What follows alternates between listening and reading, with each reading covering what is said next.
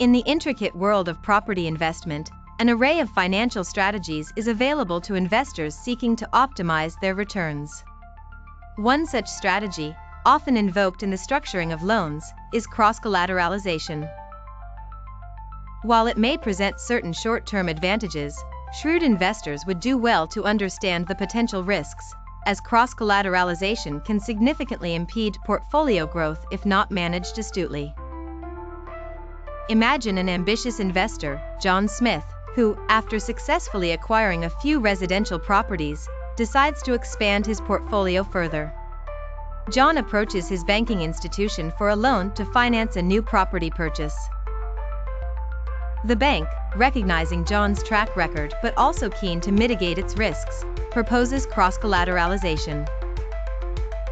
To understand cross-collateralization, consider how the bank uses existing properties in John's portfolio as additional security against the new loan.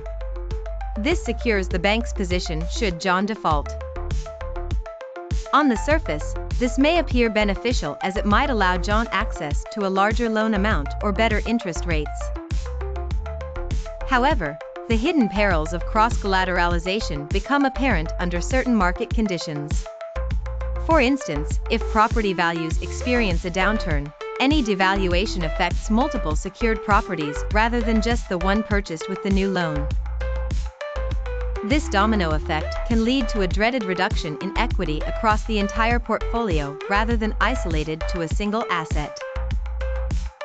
John faces further complications if he desires to sell any property in his existing portfolio.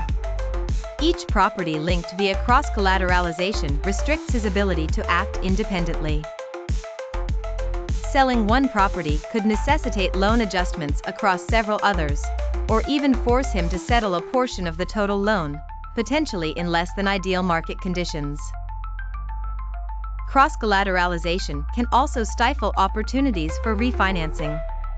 Suppose John finds more competitive loan terms elsewhere.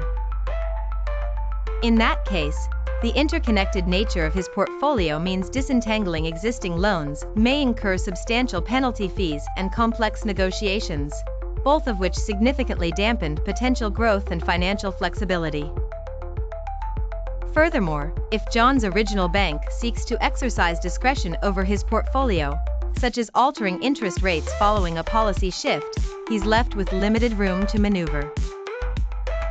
The extensive ties created by cross-collateralization mean that John's options are constrained, and his portfolio's capacity for nimble adaptation is severely throttled.